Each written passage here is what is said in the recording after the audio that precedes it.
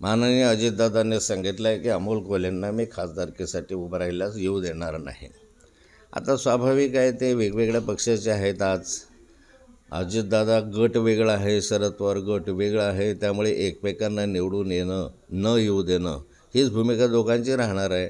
अमोल कोल्हे म्हणतील की अजितदादा गटाचा कोणी असेल तर त्याला येऊ देणार नाही, आणि अजितदादा म्हणतील अमोल कोल्हे शरद पवार गटाचे त्यांना मी येऊ देणार नाही. राजकीय लढाई आहे, त्यामुळे काळच ठरवेल की कोण येतं आणि कोण नाही येणार.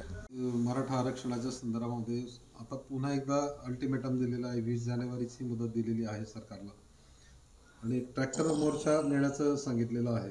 तुम्ही कसं बघताय त्यांच्या या मागणी? मनोज जरांगे पाटलांना हे सरकार खेळवत आहे. खरं म्हणजे ज्यावेळेस त्यांनी पहिल्यांदा आमरण उपोषणाला सुरुवात केली त्यावेळेस आपले संकटमोचक गिरीश भाऊ त्या ठिकाणी गेले होते, आणि त्यांनी त्या ठिकाणी त्यांना लिहून दिलेलं होतं की आम्ही OBC-मधून आरक्षण मराठा समाजाला देऊ, सगळ्या सोयऱ्यांचे हे देऊ, हे जरांगे पाटलांनी सांगितलेलं आहे. मग एक वेळ शब्द देऊन त्यांचं उपोषण सोडलं, आणि आता त्या शब्दापासून तुम्ही मागे फिरत आहात. म्हणजे त्यांना मूर्ख बनवणं, मराठा समाजाला मूर्ख बनवण्याचा हा प्रकार मला वाटतं दिसतो आहे. प्रामाणिकपणे तुमची इच्छा असेल तर जो निर्णय महिन्यापूर्वी घेऊ शकतो तर आजही तुम्ही घेऊ शकता. मराठा समाजाला टिकेल असं आरक्षण देऊ अशा स्वरूपाचं वारंवार तुम्ही सांगता आहात. आणि कधी काळी असंही म्हणत होते की मराठा समाजाला OBC-च्या आरक्षणाला धक्का न लावता आम्ही त्या ठिकाणी देऊ असे आता म्हणताय. म्हणजे कोणती तुमच्या बोलण्यामध्ये विसंगती आहे, आणि त्यामुळे लवकर ह्याच्याबाबत निर्णय घ्यावा, अन्यथा मुंबई शहरामध्ये किंवा महाराष्ट्रभरामध्ये बाका प्रसंग निर्माण होण्याची शक्यता नाकारता येत नाही. OBC नेते आक्रमक झाल्याचं पाहायला मिळतंय, कारण OBC-मधनं आरक्षण मनोज जरांगे मागतायत. तुम्ही OBC नेते आहात. नाही, स्वाभाविक आहे की OBC-मधून मराठा समाजाला आरक्षण देणार नाही किंवा OBC-च्या आरक्षणाला धक्का लागणार नाही असं सर्वांची भूमिका वारंवार महाराष्ट्राच्या विधानसभेत आणि विधानसभेबरोबर सर्व पक्षीय नेत्यांनी वारंवार मांडलेली आहे. आणि अचानक जर OBC-मधून तसं आरक्षण देत असाल तर ते योग्य होणार नाही, ही भूमिका सरकारने मान्य केलेली आहे.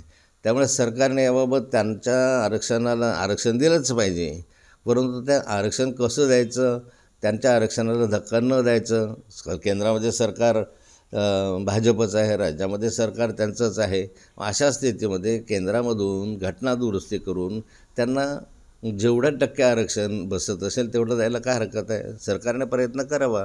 विनाकारण आम्ही देऊ, आम्ही देणार आहोत, आम्ही करणार आहोत, ही भूमिका घेणं योग्य नाही आहे. बाबरी मस्जिद पाडली त्यावेळेला अनेक जण होते, त्यामध्ये गिरीश महाजनही जाऊन आल्याचं त्यांनी म्हटलेलं आहे, आणि ते पाडल्याचं सार्थ अभिमान देखील त्यांनी म्हटल्याचं आहे. तुम्ही कसं बघताय त्यांच्या विधानाकडे? भगवान श्रीरामाच्या मंदिराची उभारणी करावी हे आंदोलन 84-85च्या कालखंडापासून चाललं. त्या कालखंडामध्ये गंगाजल पूजन झालं, नंतर शिलापूजन झालं, रथयात्रा निघाली, रथयात्रेनंतर कारसेवा सुरू झाली. या प्रत्येक कार्यक्रमामध्ये मी सहभागी होतो. विश्व हिंदू परिषदेच्या माध्यमातून मुक्ताईनगर तालुक्याचा मी प्रखंड प्रमुख होतो, आणि आमच्या मतदारसंघाचे प्रमुख म्हणून हरिभाऊ जवरे त्या कालखंडामध्ये होते. प्रल्हाद भाई एकनाथ पाटील ते पण होते. मग नंतरच्या कालखंडामध्ये कार सेवेला आम्ही गेलो, आणि कार सेवेला जात असताना 15 दिवस ललितपूर जेलमध्ये आम्हाला माझ्याबरोबरच्या सगळ्या टीमला ठेवण्यात आलं, आणि त्या टीमवर जबरदस्त मारहाण झाली, लाठीचार्ज झाला, अश्रुधूर झाला, आणि त्यांनी अनेकांचे डोके फोडले. माझ्यावरही त्यांनी खूप मोठ्या प्रमाणावर मार मला त्यांनी दिला, आणि आमच्याजवळ कमल किशोर गोयंका, नारायणदादा पाटील वगैरे यांचे सर्वांचे फ्रॅक्चरही झाले, डोके फोडले.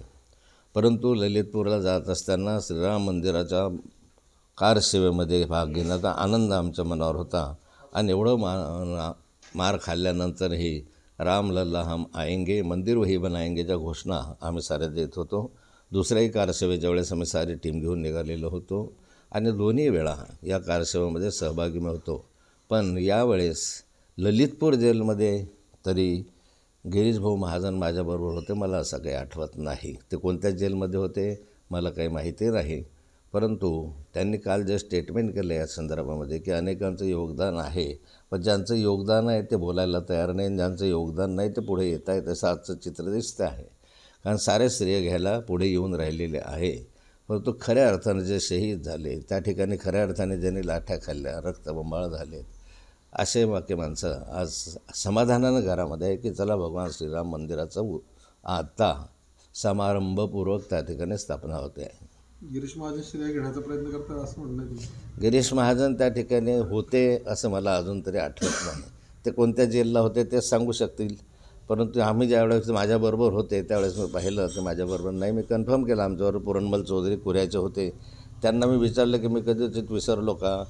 पुरणमलजी चौधरी यांनी मला आताच सांगितलं की मी छाती ठोकपणे सांगतो की आपल्याबरोबर ते नव्हते, लागलं तर मी समोरासमोर करून द्यायला तयार आहे. म्हणजे अनेकांना मी विचारलं, पण तसं काही कोणी त्याला पुष्टी दिली नाही. दुसऱ्या जेलमध्ये असतील तर मला माहिती नाही, परंतु आम्ही ज्या जेलमध्ये होतो त्या जेलमध्ये मारहाण झाली होती, लाठीचार्ज झाला होता. आणि तो एकमेव जेल असा होता की त्या जेलमध्ये अश्रुधुराचा वापर करण्यात आला होता. तुम्ही जाणार आहे अयोध्येला मंदिराच्या मूर्तीच्या स्थापनेनंतर? अयोध्येला या मूर्ती स्थापनेच्या प्रसंगाला मी तर काही जाणार नाही, परंतु रामलल्लाचं दर्शन घ्यावं ही माझी मनापासूनची इच्छा आहे.